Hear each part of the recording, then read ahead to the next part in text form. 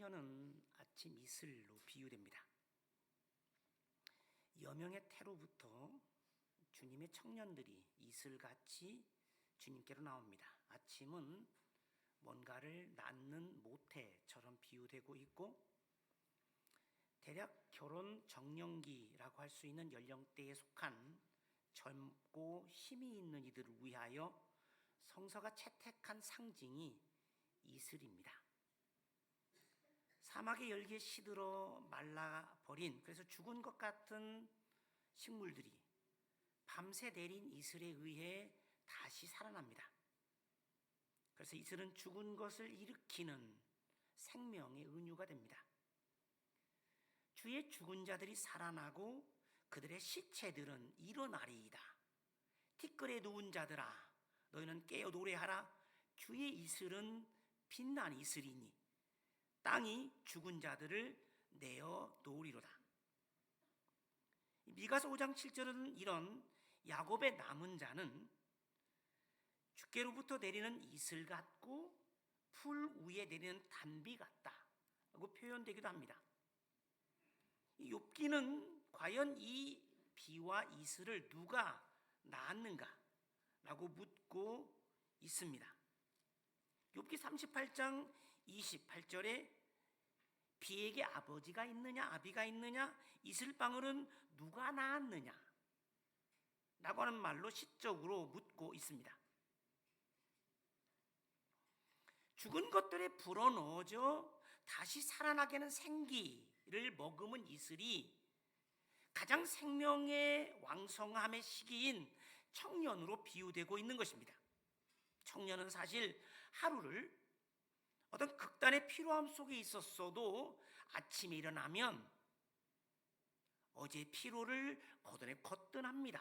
다른 대로 잠은 하늘이 주는 보약이라고 할 수 있는데, 하나님은 밤에 그 파김치가 된 것 같은 몸 위에 살포시 내려 아침이면 다시 되살아나는 이슬 같다고 할 수 있습니다.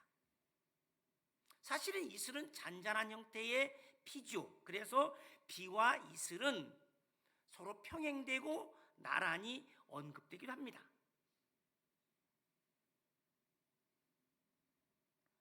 우리가 굳이 청춘 예찬을 따로 하지 않아도 좋겠죠. 청년의 자랑은 당연 힘입니다. 반면에 그는 신중하지 못하고 저돌적이라 여겨지기도 합니다. 잠언에 이런 구절이 있습니다. 젊은 자의 영화는 그의 힘이요 늙은 자의 아름다움은 자랑은 백발이다. 이 젊은이의 힘은 그들이 과시할 수 있는 아름다움, 자랑으로서 강함을 이야기하고, 힘은 젊은이의 강점이며 장점입니다. 그런데 청년의 시기도 금방 지나갑니다. 못할 것이 없었던, 마음에 안 들면 다 때려치고 다른 것을 하면 되었던 그 잠재성과 가능성의 시기도 순식간입니다. 인생은 조금만 지나면 낡아지는, 잠깐 아름다움을 뽐내다가 시드는 꽃이며, 봄바람 몇 번 쐬면, 눈구경 몇 번 하면, 야유회 몇 번 가면 인생 끝입니다. 금방 노인됩니다. 노인은 경험 때문에 지혜를 체득하고 명철을 쌓아놓은 슬기로운 이로 받아들여지고, 그래서 그것을 전해주는 자로 인정되죠. 젊음의 열정은 시간과 함께 성숙으로 바뀌고, 피 끓는 뜨거움은 세월이 지나며 푸근함으로 변하게 됩니다. 성숙하고 익어가 이해심이 많아지고 관용이 커지기도 하지만, 그러나 고착되고 눈살을 찌푸리게 하는 고집불통으로 남는 경우도 있습니다.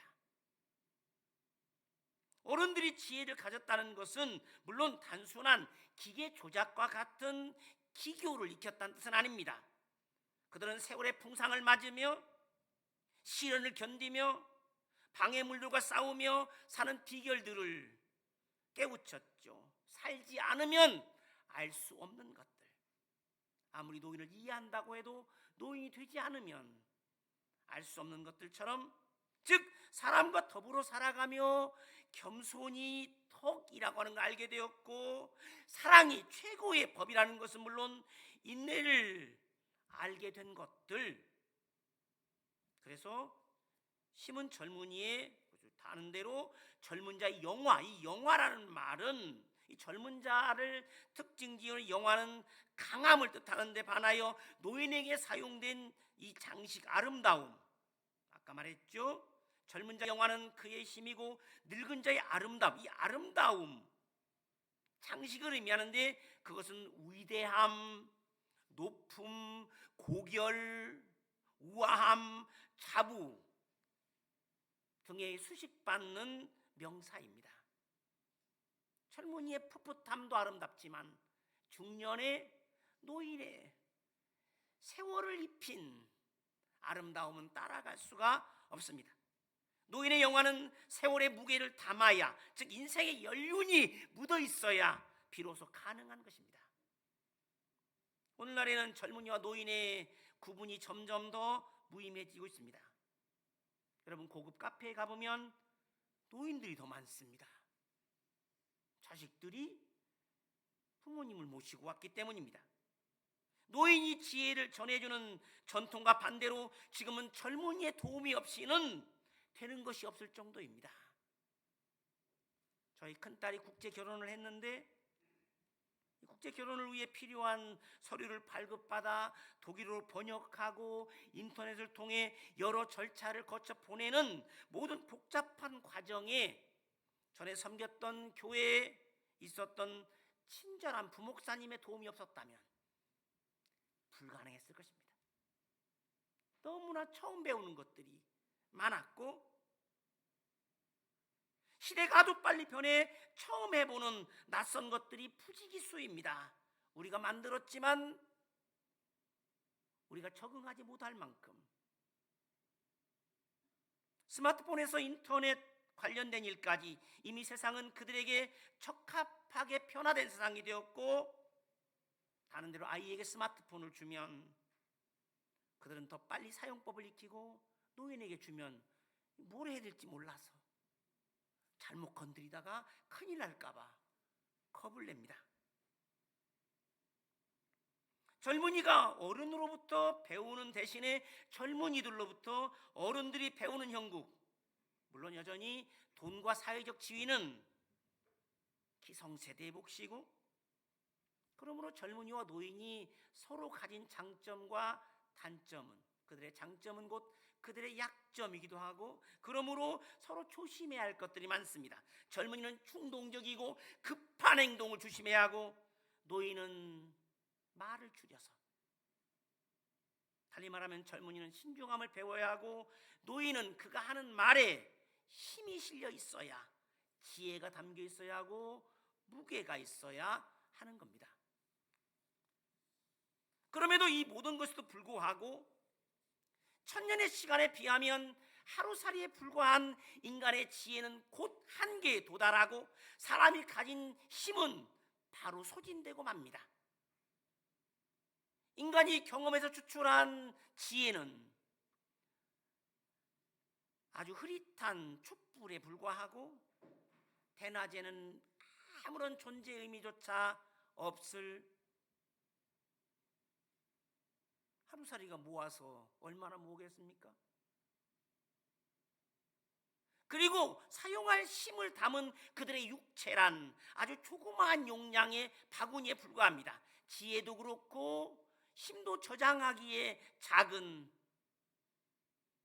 그래서 다 바로 소진되어 버리는 주머니에 불과한, 매일매일 다시 채워야 하는 우리의 삶의 모습이 거기에 상응하게 바뀌어갑니다. 새해가 되면서 사람들은 많은 결심을 합니다. 영어 좀 배우겠다, 다이어트를 좀 하겠다, 운동을 하겠다. 결심을 여러분 지금까지 잘 지켜가고 계십니까? 지금도 변함없이 이루어지고 있을까요? 모든 것은 지나가는 시간과 함께 느슨해지고 낡아지고 녹슬고, 어떻게 매일 신선하게 항상 청년처럼 살 수 있을까? 죽을 때까지 신혼처럼 행복하게 어떻게 할까요? 그 근원에 이때 있을 때 가능합니다. 뿌리를 샘의 근원에 뻗은 나무와 같지 않으면 내 물주머니가 아니라 그 주머니에 물은 금방 쓰고 마는데 그 샘의 근원에 뿌리를 뻗어야 마치 의인의 복된 삶이 그렇듯이 시냇가에 심겨진 나무처럼 포도나무의 가지로서 붙어있어 늘 잎사귀가 푸르고 때가 되면 많은 열매를 맺는, 그래서 종교개혁의 모토가 무엇이었습니까? 근원으로 돌아가라, 원천으로 돌아가라. 거기서 참 지혜와 힘을 퍼올리게, 바울의 방식으로 표현하면 그리스도 안에 있어야 언제나 푸른 나무와 같은 새 사람, 젊은이도 노인도 늘 다름 아닌 지혜의 샘에 그 근원의 뿌리를 내리고 살아야. 시편 92편에 하면 성전에 심겨진 나무는 늙어도 진액이 풍족하고 청청하고 젊은이보다 더 젊은이 같은 노인으로 살아갈 수 있음을 이야기합니다. 신앙생활은 굳이 하게 되면 그 무한대한 지혜와 자원의 공간인 하늘의 빨대를 꼽고 사는 것처럼 없는 것이 없는 하늘 곳간에 가서 필요한 것들을 꺼내오는, 마태복음 13장 52절이 말하듯이 천국의 서기관은 그 천국의 곳간을 열고 옛 것과 새 것을 꺼내오듯이 우리는 늘 찬송과 기도로 생명의 근원인 하나님과 결합되어 살아갑니다. 예배를 통해서 회상하고 희망을 보충하고 채워가는, 젊어서부터 그것을 지켜라.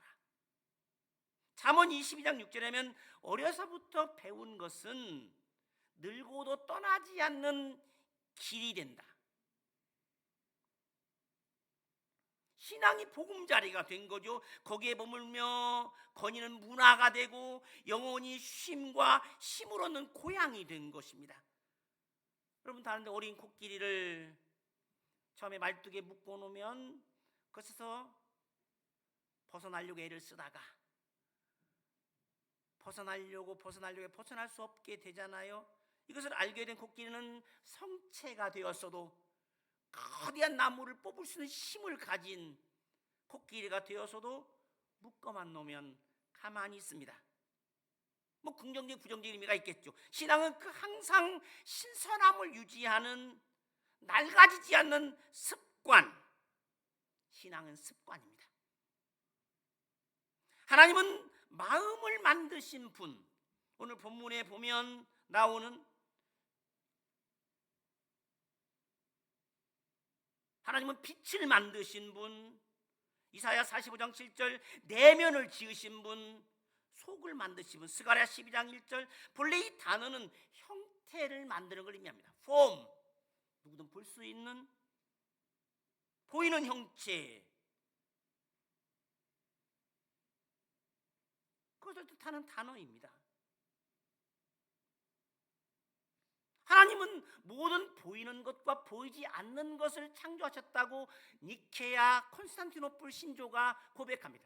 하나님 하늘과 땅과 모든 보이는 것과 보이지 않는 것을, 사랑, 어떻게 사랑이 생겼을까요? 사랑의 무게가 몇 킬로나 될까요? 그 크기가 얼마나 될까요? 그 농도가 어떨까요? 누구도 잴 수 없는, 그러나 그 사랑이 우리를 끌고 가고, 사랑 때문에 결혼하고, 미움 때문에 그걸 만드신 분,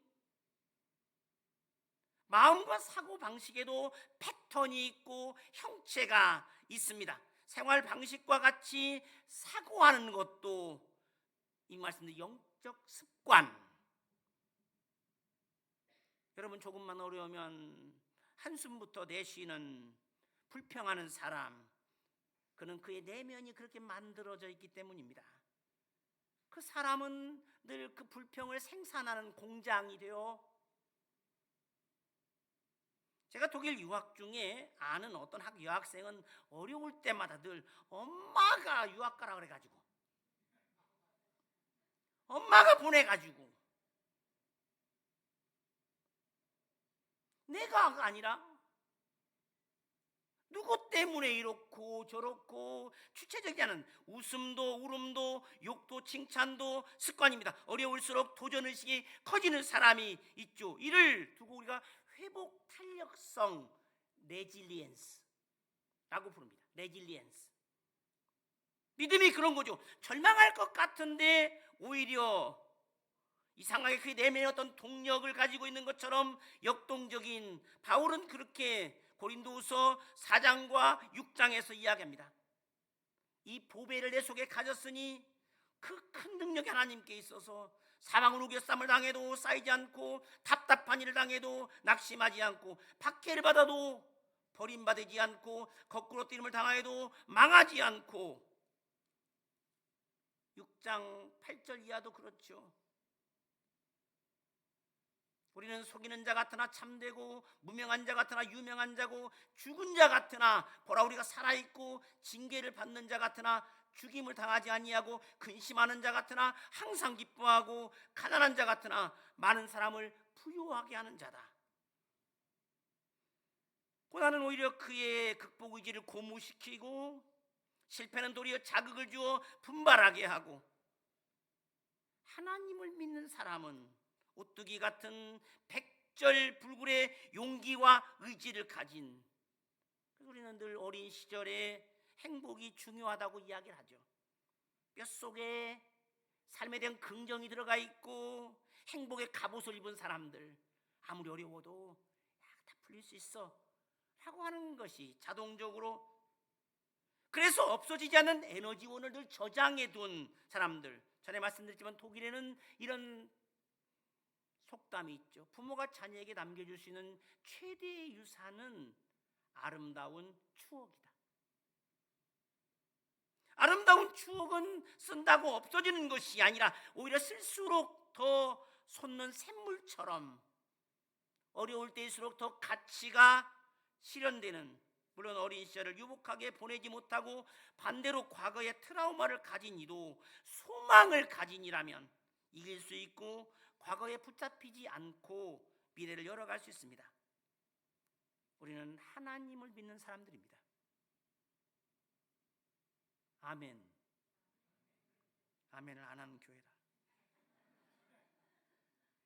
그를 받들고 섬기는 이들, 우리는 우리를 전적으로 새롭게 만들 분을 신뢰하고 의지하고 살아가지고, 어떤 유혹도 떨쳐내고 시련도 이겨내는, 절망과 좌절에 굴하지 않는 항상 푸른 청년으로 사는 새 사람은 누구입니까? 그리스도라고 하는 거푸집 속에 들어가 다시 만들어진 사람.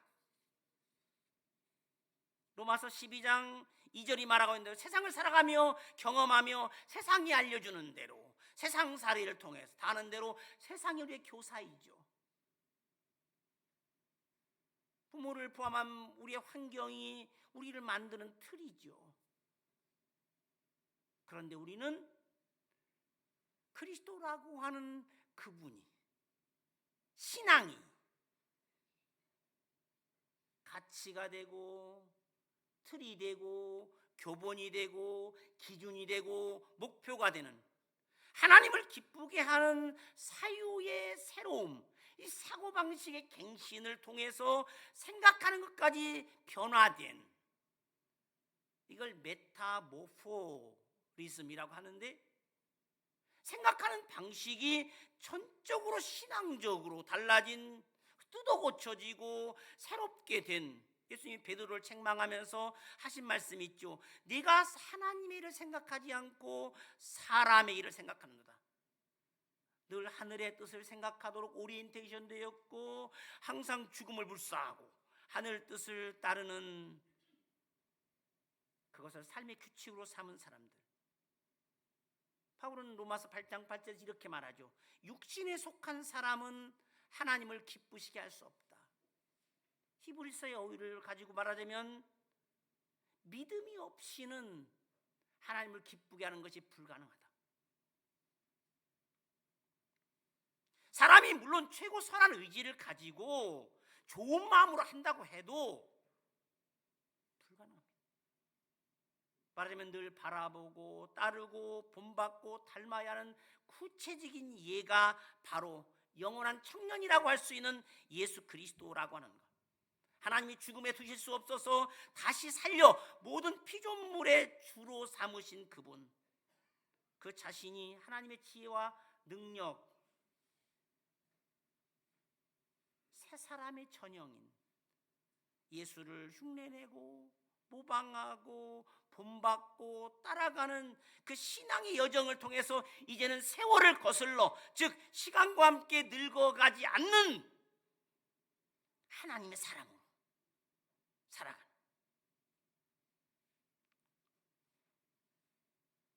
작은 예수로 태어나는 것은 항상 하나님께 대하여 열려있고 늘 기뻐하는 가운데 기도하며 유혹과 시련을 이겨가며 하늘 뜻을 추구하는, 바울의 언어로 이야기하자면 항상 기뻐하고 쉬지 않고 기도하고 모든 일에 감사하는 그것이 일상인 믿음과 소망과 사랑 가운데 열매를 맺어가는 사람들, 부디 청년의 시기에 잊지 않기를, 나이가 보고 몸은 늙어가게 되겠지만 늙어도 늙지 않는, 늙어도 죽지 않는, 고린도후서 4장 16절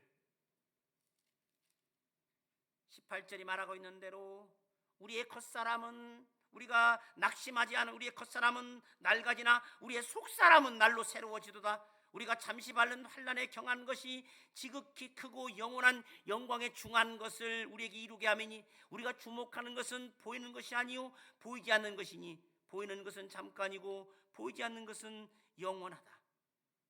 구르는 돌에는 이끼가 끼지 않는다는 말이 있습니다. 모세는 죽을 때까지 청년이었습니다. 그의 사람, 그는 사람의 수명, 이 제한된 수명이라는 120살을 온전히 소비한 사람이었죠. 여러분 120회 생일을 맞으면 어떻게 인사해야 될까요? 해피 버스데이라고 해야죠. 마지막. 그는 죽을 때까지 눈이 흐려지지 않았고 노안이 오지 않았고 기력이 쇠하지 않았다. 이 엘버펠드 성서의 번역에 따르면 그의 눈은 흐리멍텅하지 않았고 그는 신선함을 잃지 않았다. 그것은 그를 특징 주는 묘사죠. 모세가 평생 청년으로 살 수 있었던 비결은 그는 하나님과 대면하여 친구처럼 이야기했던 하나님의 사람이었기 때문입니다. 뿌리에 연결되어 있었고 근원에서 떨어지지 않았고 마치 영혼과 대화하며 미래를 바라보고 살았던 사람, 늙어서 옛것에 집착하고 자기 고집이나 부르는 고루한 노인이 아니라 죽을 때까지 항상 삶의 정점에서 늘 충만한 지혜와 조금도 모자람이 없는 힘을, 넘치는 힘을 가지고 최고의 신선함과 개방된 태도 속에 살아오니,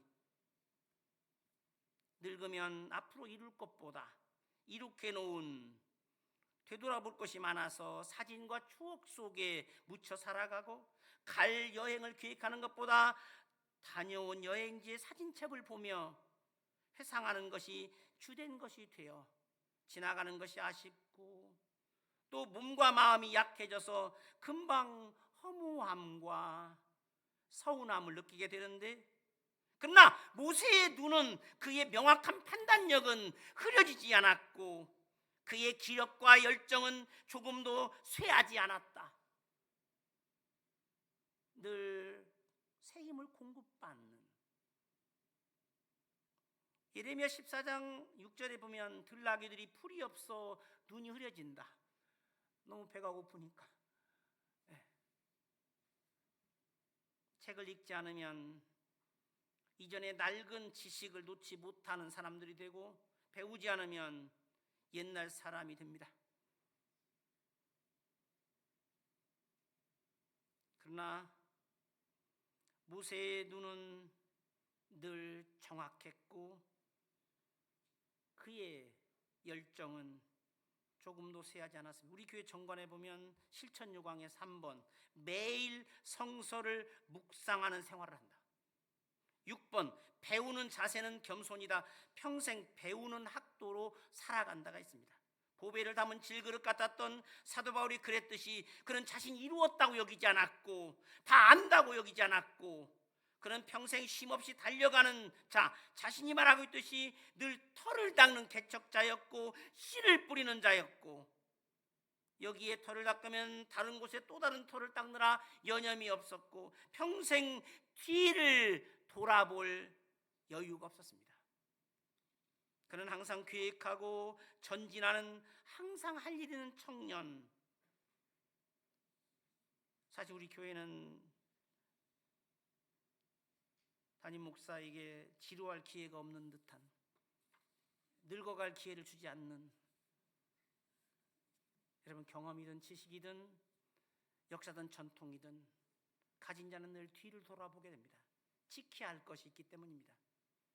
그것이 미래로 나아가는 자신의 발목을 잡게 됩니다. 고로하고 타락하게 하는 것이 되지 않기를.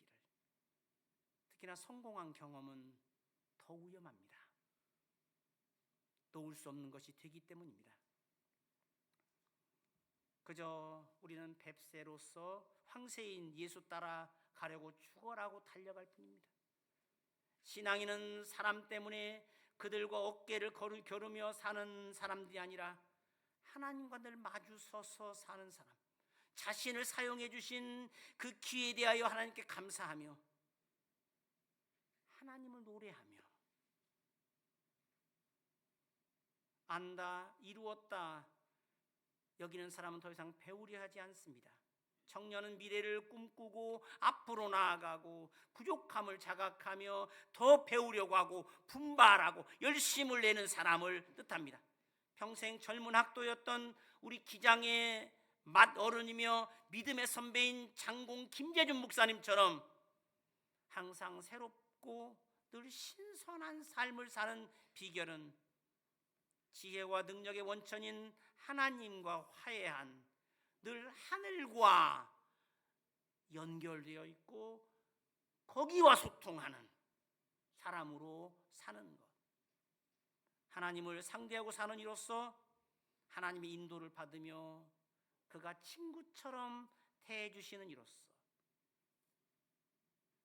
모세에게 그랬고 아브라함을 벗이라 하셨던 바로 그 모세가 청년의 원형. 여러분 모두 120살까지 사시기를 바라겠습니다. 교인들도 많지 않은데 자꾸 빨리 돌아가시면 안 되는데, 그런데 그 120살 동안 모세처럼 사시기를, 120살 노인이 되기까지 노안이 없고 힘의 부족을 느끼지 않는 인생의 마지막 날까지 늘 청년처럼 새 사람인 예수 안에서 살아가시기를, 그런 이들의 삶을 서술하는 찬송가 하나를 함께 부르려 합니다. 찬송가 354장 주를 앙모하는 자를 함께 부르십니다.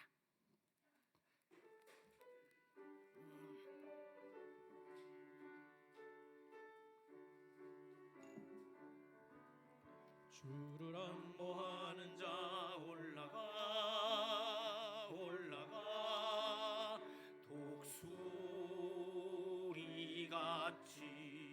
모든 싸움 이기고 근심 걱정 벗은 후 올라가 올라가 독수리같이 주 앙모하는 자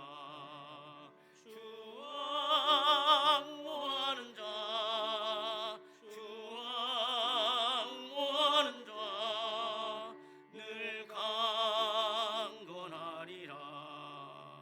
주를 앙모하는 자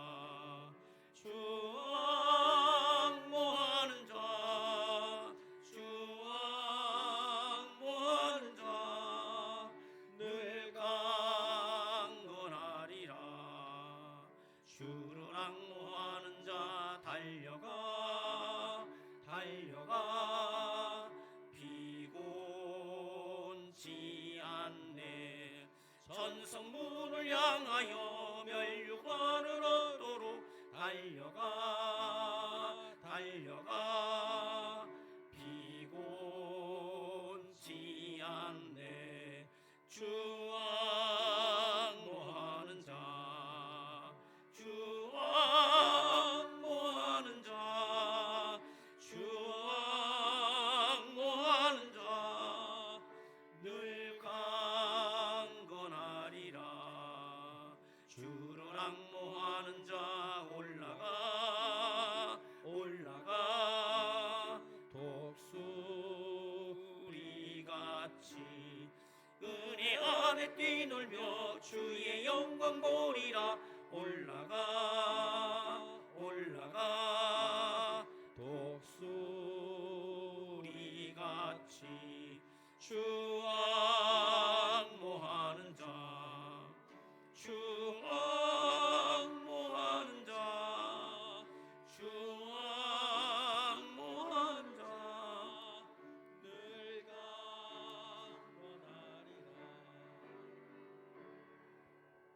하나님 아버지 감사합니다. 우리들에게 청년을 주시고 믿음의 공동체에서 주의 교회의 중요한 한 부분을 구성하게 해주시니 감사합니다. 현재 청년의 시기에 있는 이들과 그 시기를 지난 이들, 그리고 그 시기를 향하여 나아가는 이들 모두가 지금의 우리 교회 청년들처럼 항상 삶의 정점에서 역시 청년으로 살게 하시옵소서.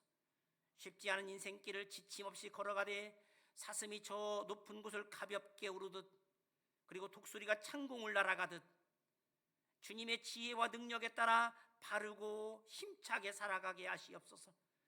육신은 늙어가고 후패하더라도 우리 영혼은 날로 강건하고 신선하고 새롭게 하시옵소서. 우리 교회 청년들을 복되게 하시고 그들의 삶을 지켜주시고 우리 교회의 다음을 이어 복음 전파의 주역들이 되게 해 주시옵소서. 나이가 들어도 청년으로 남게 하시고 늘 푸르름 가운데 평생을 신선하게 살게 해 주시옵소서. 우리 구주 예수 그리스도의 이름으로 기도하옵나이다.